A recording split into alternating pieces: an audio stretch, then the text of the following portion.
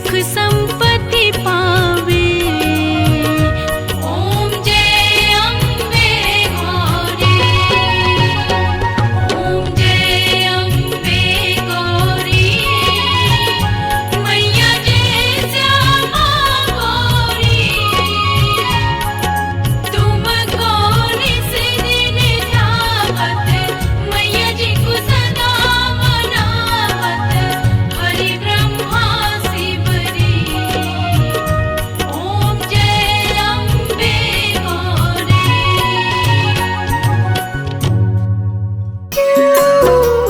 सर्वमंगल मांगल्ये शिवे सर्वार्थ साधिके, शरण्ये त्र्यंबके गौरी नारायणी नमोस्तुते। सर्वमंगल मांगल्ये शिवे सर्वार्थ साधिके, शरण्ये त्र्यंबके गौरी नारायणी नमोस्तुते। ओम जयंती मंगला काली भद्रकाली कपालिनी, दुर्गा क्षमा शिवा धात्री स्वाहा सदा नमोस्तुते। ओम जयंती मंगला काली भद्रकाली कपालिनी, दुर्गा क्षमा शिवा धात्री स्वाहा स्वधा नमोस्तुते। या देवी सर्वभूतेषु शक्तिरूपेण संस्थिता, नमस्तस्यै नमस्तस्यै नमस्तस्यै नमो नमः। या देवी सर्वभूतेषु शक्तिरूपेण संस्थिता, नमस्तस्यै नमस्तस्यै नमस्तस्यै नमो नमः।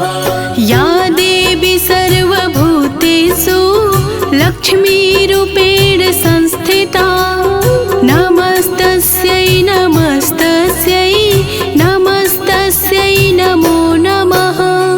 या देवी सर्वभूतेषु लक्ष्मीरूपेण संस्थिता, नमस्तस्यै नमस्तस्यै नमस्तस्यै नमो नमः।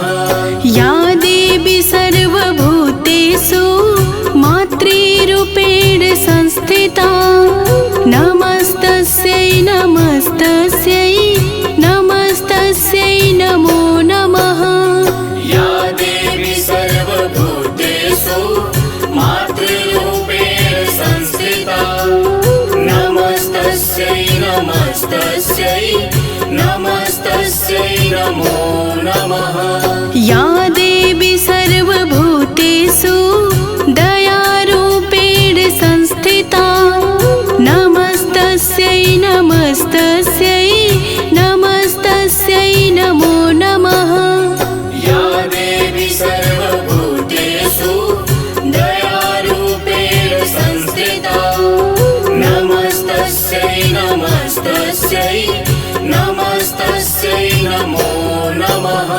या देवी सर्वभूतेषु बुद्धिरूपेण संस्थिता, नमस्तस्यै नमस्तस्यै नमस्तस्यै नमो नमः।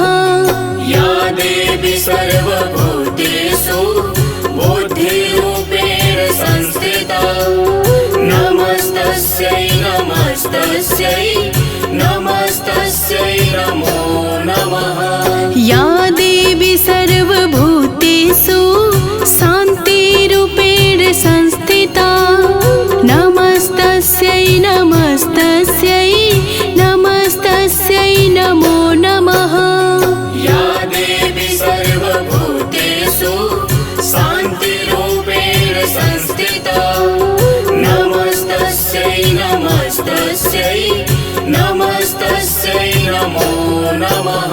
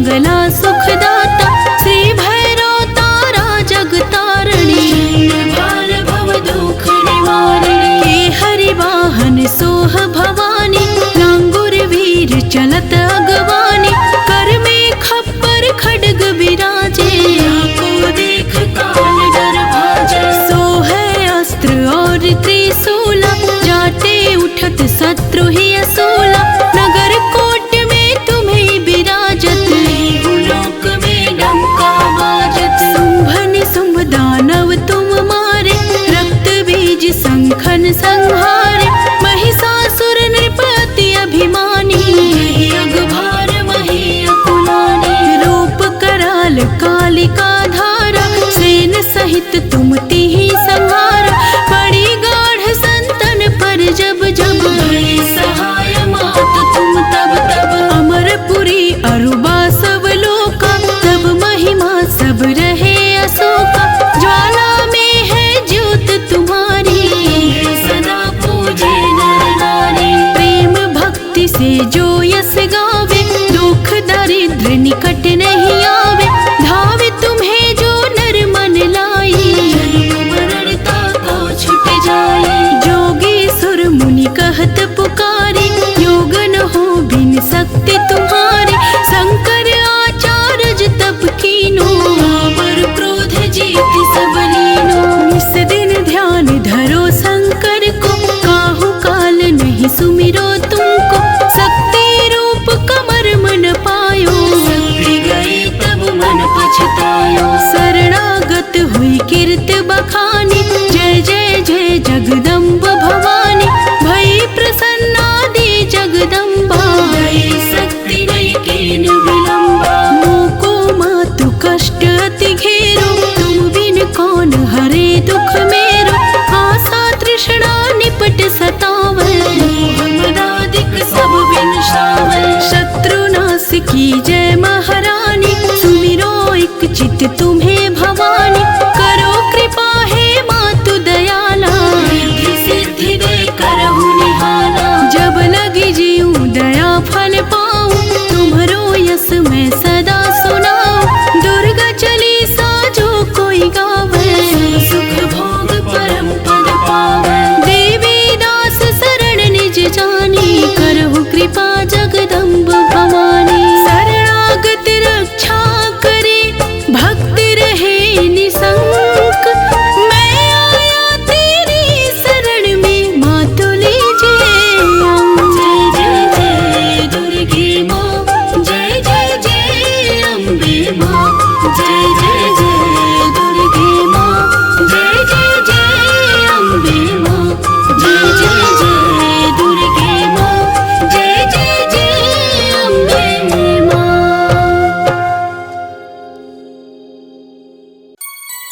सभी भक्तों को जय माता दी। दिव्य भक्ति आराधना चैनल के माध्यम से आज मैं आप सभी भक्तों को शीतला माता की सच्ची और पूरी कथा सुनाने जा रही हूँ। श्रवण करिए। जय माता दी।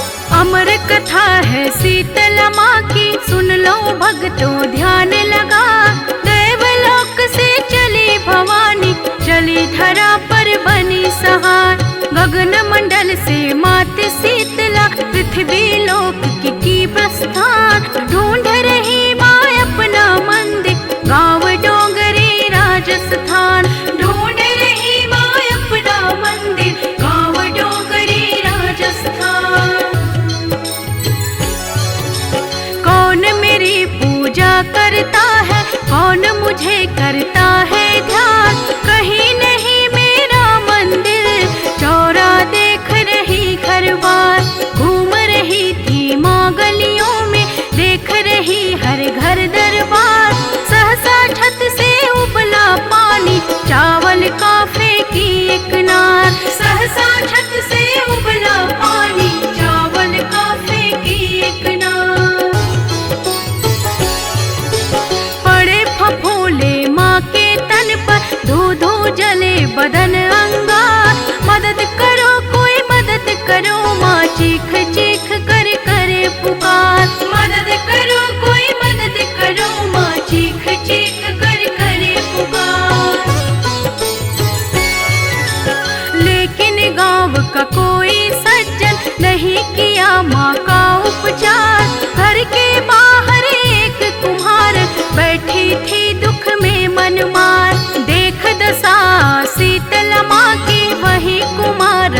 भर यकवा, डाल डाल कर ठंडा पानी नहलाई माँ को कई बार, डाल डाल कर ठंडा पानी नहलाई माँ को कई बार। कही कुम्हारन बूढ़ी माँ से भूखी होगी अपरंपार, कहीं ज्वार की रोटी खा लो रात का भोजन हो स्वीकार, कहीं ज्वार की रोटी खा लो रात का भोजन हो स्वीकार। रबड़ी रोटी खाई मैया देती आशीष अपरंपार, तब जाकर शीतल भई मैया खूब हुआ सेवा सत्कार, तब जाकर शीतल भई मैया खूब हुआ सेवा सत्कार। कहा कुम्हारन ने मैया से कितने बिखरे बाल कपार, लगे गूंथने चोटी सर पर कंघी करने लगे हजार, देख अचानक डरी कुम्हारन सिर में आंख का कर दीदार, लगी भागने हाथ छुड़ा के घबराई नारी लाचार, लगे भागने हाथ छुड़ा के घबराई नारी लाचार। रुक जा बेटी ठहरो बेटी करे शीतला करुण पुकार, ना मैं भूत प्रेत पैसाचन डरो नहीं आओ निज द्वार, ना मैं भूत प्रेत पैसाचन डरो नहीं आओ निज द्वार। मैं हूँ माता देवी शीतला धरती पर आई यही साथ, कौन मेरी पूजा करता है मंदिर चौरा का रखवार, कौन मेरी पूजा करता है मंदिर चौरा का रखवार। इतना कहकर मात शीतला चार भुजा में ले अवतार, स्वर्ण मुकुट तन हीरे मोती असली रूप प्रचंड प्रहार, स्वर्ण मुकुट तन हीरे मोती असली रूप प्रचंड प्रहार। माँ के दर्शन कर कुम्हारन ओटन लगी लीलार कपार, हूँ गरीब तुझे कहाँ बिठाऊं नैना बहे अश्रु के धार, हूँ गरीब तुझे कहाँ बिठाऊं नैना बहे अश्रु के धार। ना चौकी ना साधन घर में ना कोई आसन है मेरी माँ, हाथ जोड़ कर खड़ी कुम्हारन क्षमा करो हे माँ एक बार, हाथ जोड़ कर खड़ी कुम्हारन क्षमा करो हे माँ एक बार। कुम्हारन का गधा द्वार पर खड़ा देखता रहा श्रृंगार, बैठ गई माँ गधे के ऊपर यही मेरा आसन आधार, बैठ गई माँ गधे के ऊपर यही मेरा आसन आधार। एक हाथ में झाड़ू दूजे डलिया लेकर करे विचार, झाड़ू झाड़ भर फेंक के डलिया करे गरीबी का निस्तार, झाड़ू झाड़ भर फेंक के डलिया करे गरीबी का निस्तार।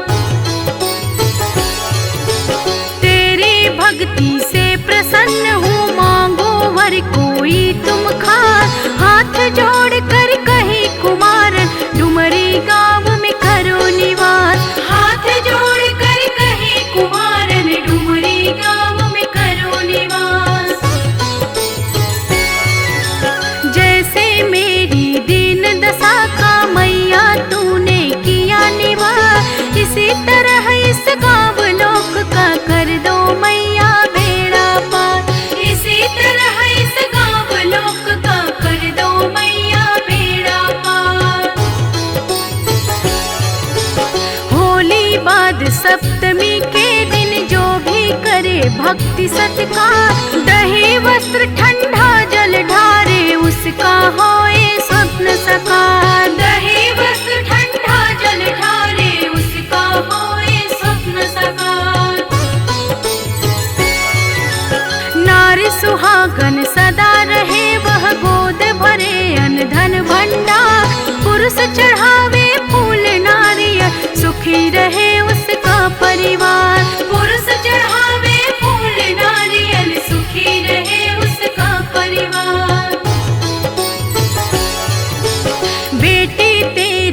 कर हो पूरा देती पूजा का अधिकार।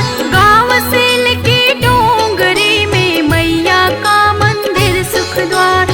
गाँव सेल की डोंगरी में मैया का मंदिर सुख द्वार।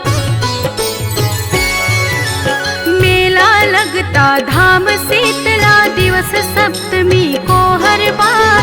पूर्ण कामना सबकी होती जो धावे माँ के दरबार। पूर्ण कामना सबकी होती जो धावे माँ के दरबार। जौनपुर में धाम चौकिया शहर बनारस माँ का न्यास। करे शीतला धाम को सांबे देश विदेश करे अरदास। करे शीतला धाम को सांबे देश विदेश करे अरदास। अदलपुरा में धाम शीतला बुढ़िया माई हथियारा। अहरौरा मिर्जापुर मैया बसे खोह मेले विश्राम। अहरौरा मिर्जापुर मैया बसे खोह मेले विश्राम। ढोलक ताल मजीरा बाज निस दिन मैया के दरबार। जो नित दिन भजन सुनावे भर देती अन धन घर द्वार। जो नित दिन ये भजन सुनावे भर देती अन धन घर द्वार। अमर कथा है शीतला माँ की सुन लो भक्तों ध्यान लगा। दैवलोक से चली भवानी चली धरा पर भई सहार। दैवलोक से चली भवानी चली धरा पर भई सहार। दैवलोक से चली भवानी चली धरा पर भई सहार। दैवलोक से चली भवानी चली धरा पर भई सहार।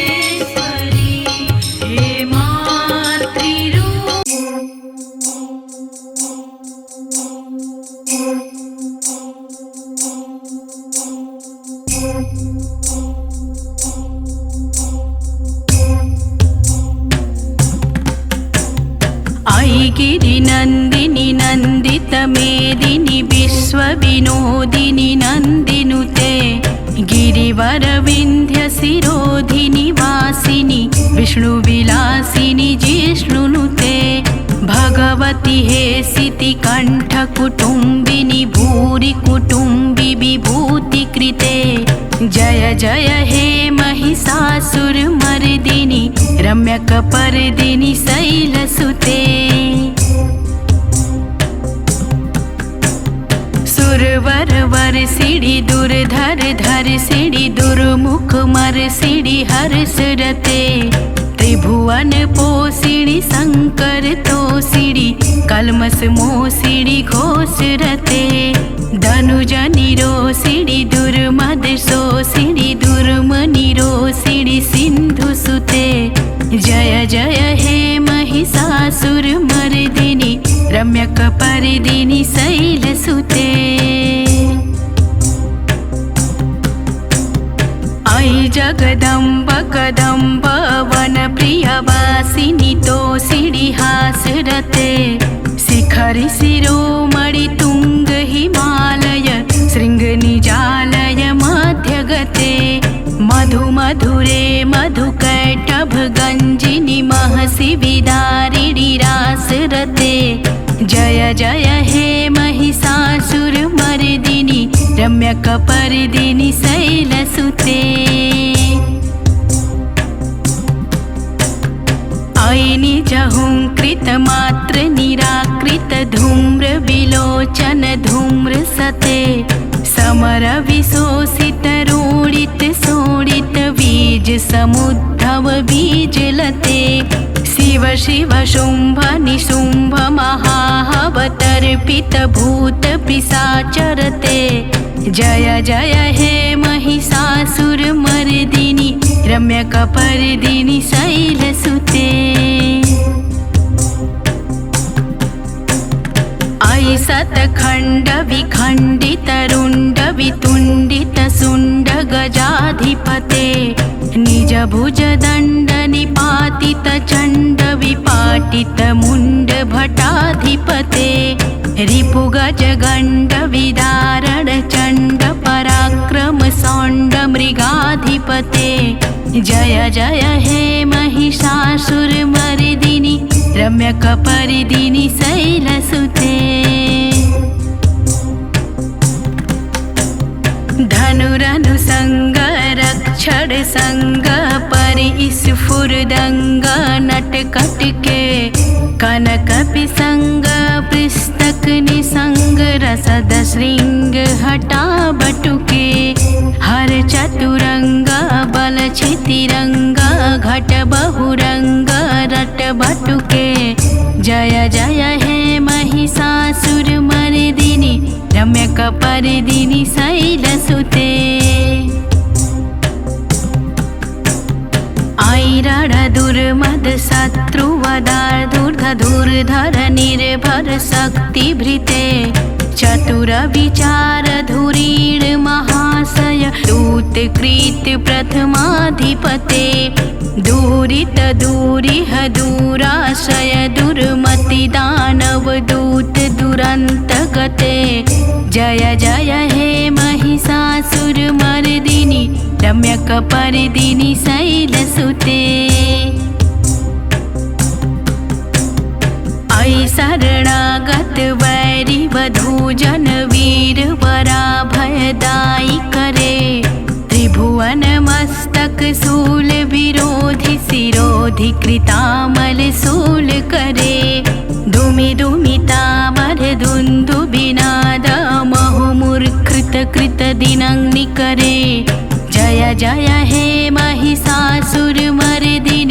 रम्यकपर्दिनि शैलसुते सुरललना ततते तथे तथाभिनियोत्तर नित्यरते कृतकुकुथा कुकुथोदिदडादिक ताल कुतूहल गान रते धुधुकुट धुधुवा धिन्धिमति ध्वनि धीर मृदिंग निदादरते जय जय हे महिषासुरमर्दिनि रम्यकपर्दिनि शैलसुते। जय जय जाप्य जय जय शब्द परस्तुति तत्पर विश्वनुते। झड़ झड़ झिंझिम झिंकृत नुपुर सिसिज्जित मोहित भूतपते। नटित नटार्ध नटि नटनायक नाटन नाटित नाट्यर्थे। जय जय हे महिषासुरमर्दिनि रम्यकपर्दिनि शैलसुते। अय सुमना सुमनः सुमनः सुमनः सुमनोरमकान्तियुते। श्रितरजनी रजनी रजनी रजनी रजनी करवक्त्रिभृते। सुनयन भ्रमर भ्रमर भ्रमर भ्रमर भ्रमराभृदिते। जय जय हे महिषासुरमर्दिनि रम्यकपर्दिनि शैलसुते।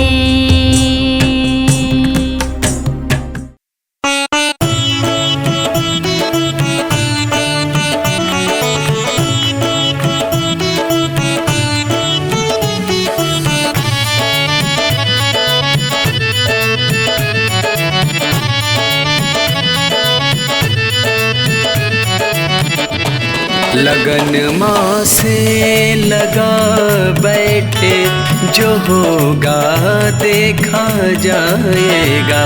लगन माँ से लगा बैठे, जो होगा देखा जाएगा।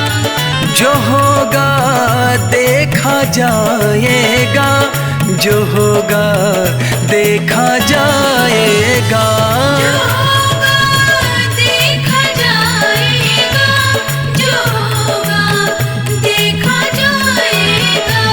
जो होगा देखा जाएगा।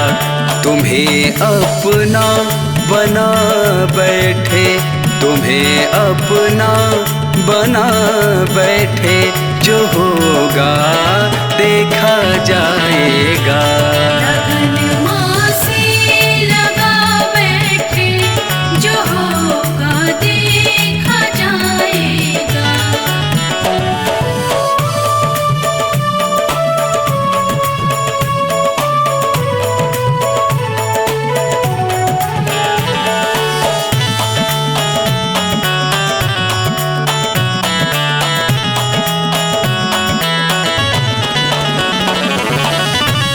दीवाने बन गए माँ के, तो फिर दुनिया से क्या मतलब। दीवाने बन गए माँ के, तो फिर दुनिया से क्या मतलब। दीवाने बन गए माँ के, तो फिर दुनिया से क्या मतलब। दीवाने बन गए माँ के, तो फिर दुनिया से क्या मतलब।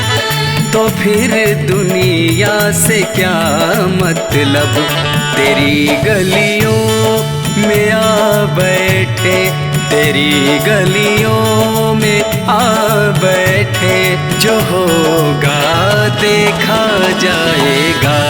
लगन माँ से लगा बैठे, जो होगा देखा जाएगा।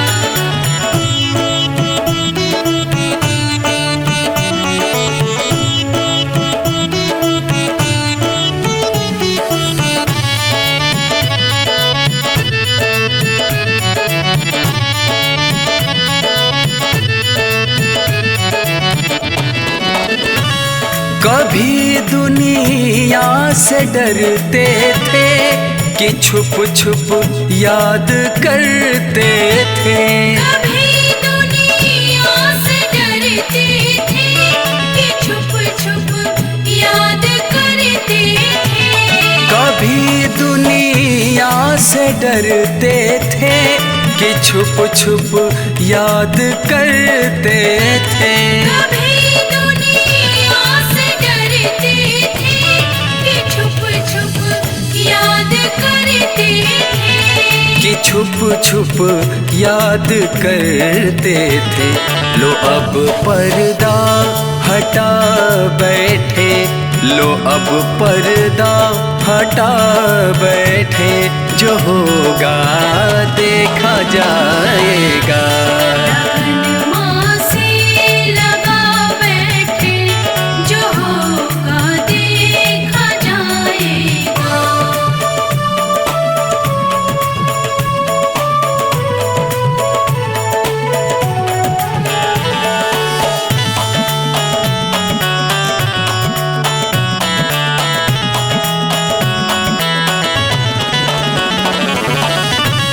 कभी ये ख्याल था दुनिया हमें बदनाम कर देगी, कभी ये ख्याल था दुनिया हमें बदनाम कर देगी, कभी ये ख्याल था दुनिया हमें बदनाम कर देगी, कभी ये ख्याल था दुनिया हमें बदनाम कर देगी, हमें बदनाम कर देगी। शर्म अब बेच खा बैठे, शर्म सब बेच खा बैठे, जो होगा देखा जाएगा। लगन माँ से लगा बैठे, जो होगा देखा जाएगा। जो होगा देखा जाएगा, जो होगा देखा जाएगा। देखा जाएगा, जो होगा देखा जाएगा। जो होगा देखा जाएगा। तुम्हें अपना बना बैठे, तुम्हें अपना बना बैठे, जो होगा देखा जाएगा। लगन माँ से लगा बैठे, जो होगा देखा जाएगा। लगन माँ से लगा बैठे, जो होगा देखा जाएगा।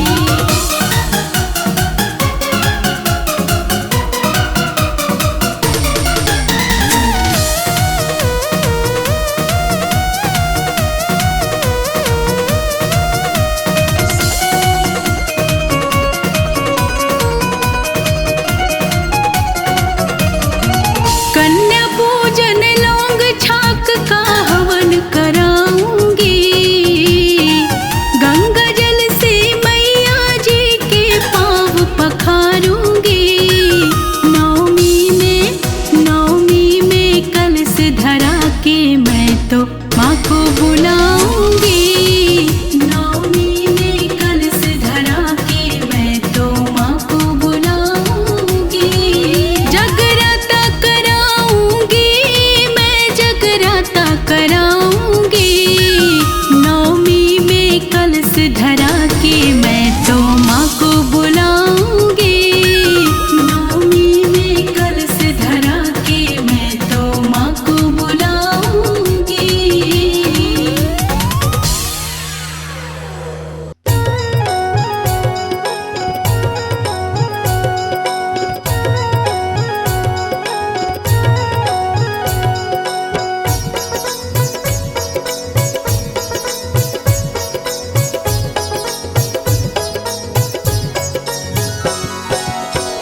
सभी भक्तों को जय माता दी।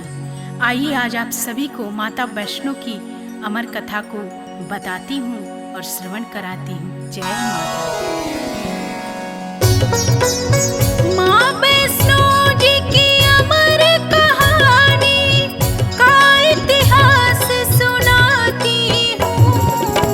कैसे हुआ वध भैरवनाथ का पावन गाथा गाती हूँ। कैसे हुआ वध भैरवनाथ का पावन गाथा गाती हूँ। जय माता दी। गुरु गोरखनाथ का शिष्य भैरवनाथ बहुत बड़ा शक्तिशाली व बलशाली अघोरी था। तामसी भोजन करता था और सिवा अपने गुरु के भैरवनाथ किसी से नहीं डरता था। तपोधारी था भैरवनाथ, बहुत बड़ी तपस्या करता था। बिना तंत्र साधना के भैरवनाथ का एक दिन भी नहीं बीतता था। पर इसी के साथ साथ वह बहुत बड़ा घमंडी था। उसका ये मानना था कि वो तीनों लोक का स्वामी है, आंधी है, तूफान है। और ऐसे घमंडी भैरवनाथ का किस प्रकार माँ ने वध किया, आइए आप सभी को पूरी कथा बताती हूँ। श्रीधर नाम के एक ब्राह्मण थे और माँ वैष्णो के बहुत बड़े पुजारी थे। बहुत ही दीनहीन हालत थी उनकी, लगता था जैसे बहुत बड़े भिखारी हैं। सुबह शाम दिन रात माँ की भक्ति में लीन रहते थे। एक दिन श्रीधर कहीं जा रहे थे, अचानक से उनके साथ एक बहुत बड़ी घटना घटी। आइए उस घटना के बारे में आप सभी को आगे की कथा में श्रवण कराती हूँ। जय माता दी।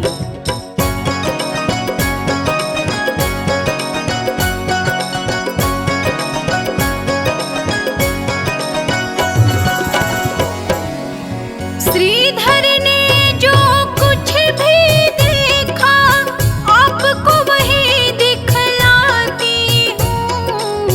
माँ वैष्णो जी की अमर कहानी का इतिहास सुनाती हूँ।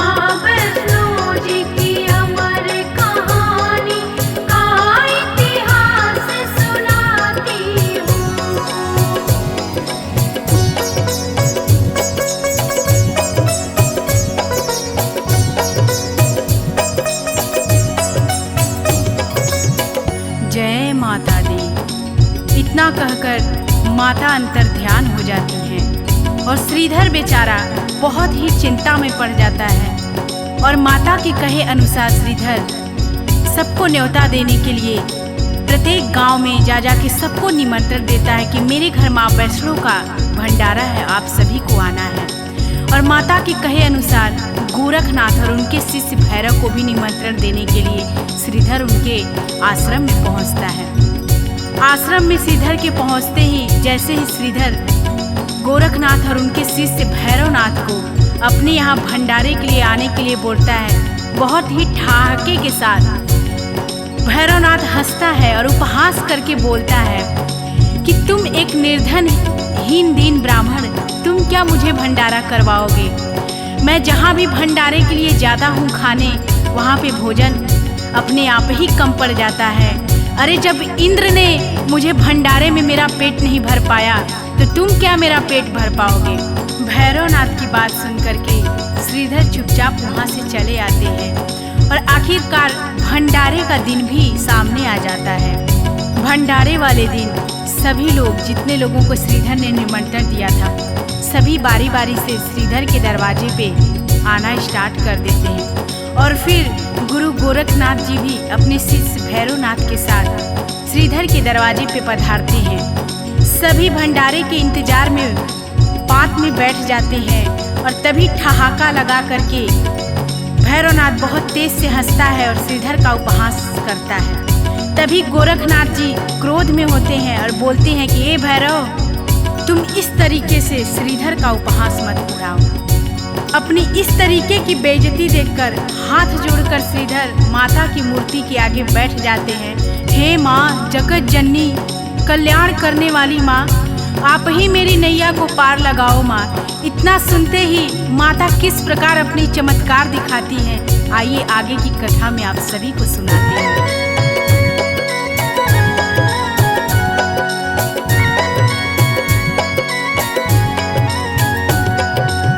प्रकट हो गई कन्या रूप में, सुन के व्यथा जगत जननी, बोली हंस के माँ श्रीधर से, सूरत सही करो अपनी।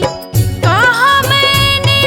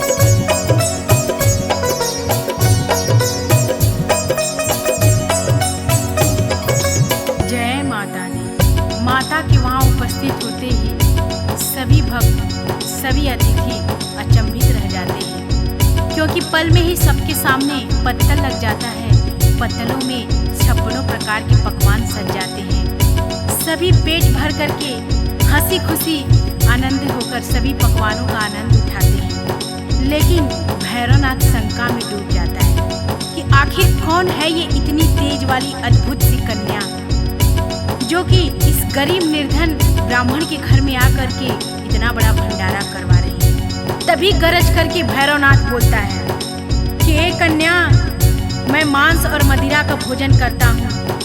अगर हमको ये खाना नहीं मिला, हमको ये भोजन नहीं मिला, तो मैं इस भंडारे से रुष्ट होकर के चला जाऊंगा और तुझे श्राप दे दूंगा।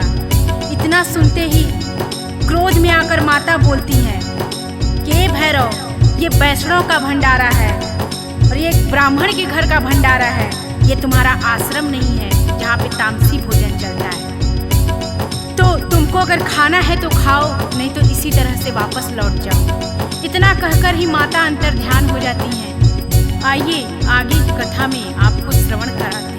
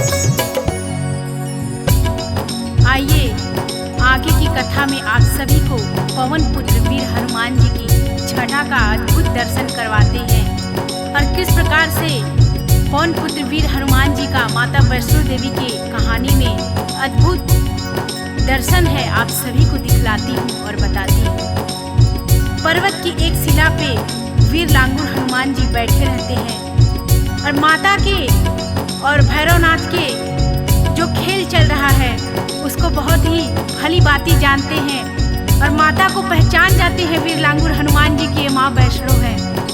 और जो ही माता उनके पास पहुँचती है, वीर हनुमान जी के पास में नतमस्तक होकर के माता को प्रणाम करते हैं और बोलते हैं, हे जगत जननी जगदम्बा माँ, जो भी आज्ञा हो इस बालक के लिए सो आप कहिए। और देखिए आगे माता क्या बोलती हैं हनुमान जी से, बोलती हैं, हे पवन पुत्र हनुमान सुनो, पीछे पीछे हमारे दुष्ट भैरवनाथ आ रहा है और मैं गुफा के अंदर प्रवेश करने जा रही हूँ।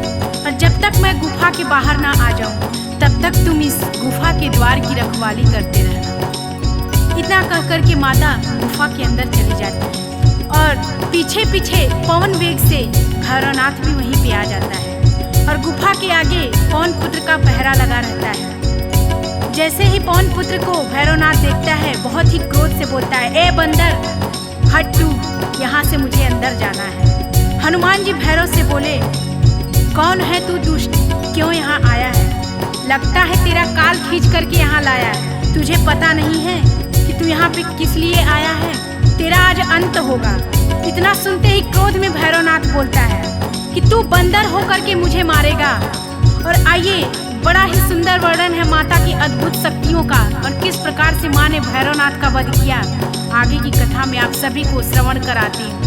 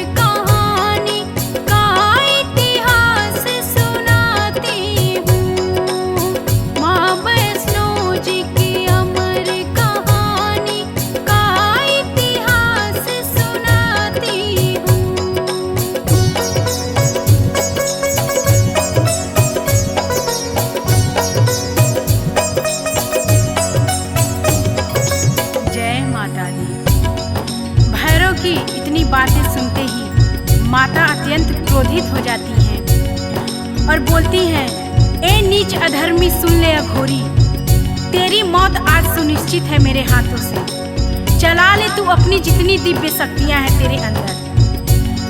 फिर माता का और भैरव का द्वंद्व युद्ध हुआ और फिर माता ने त्रिशूल चलाया और जैसे ही माता का त्रिशूल चलता है वैसे ही शैतान भैरव का शीश कट के तुरंत वहीं पृथ्वी पर गिर जाता है। सर्वहीन धर जैसे ही पृथ्वी पर पड़ता है बोल रहा है, माँ क्षमा करो, दया करो माँ, हे जगत जननी माँ, मैंने आपको पहचानने में बहुत बड़ी भूल कर दी। मैं अहंकार में था, मैं आपको नहीं पहचान पाया माँ कि माँ आप वैष्णो माँ हैं। आप मुझे दंड दो माँ, उद्धार करो माँ, क्षमा करो माँ। और और आइए आगे क्या होता है आप सभी को कथा में श्रवण करा दें।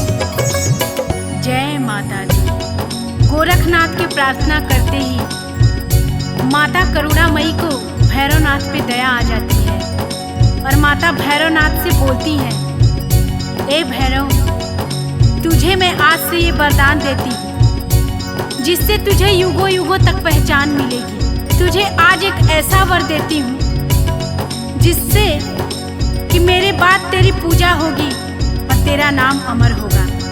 और माँ ऐसा वरदान देती है कि अगर मेरे दर्शन करने के बाद जो तुम्हारा दर्शन नहीं करेगा उसकी यात्रा और उसका दर्शन अधूरा रह जाएगा। मेरा दर्शन करे या ना करे पर तेरा दर्शन जरूरी है।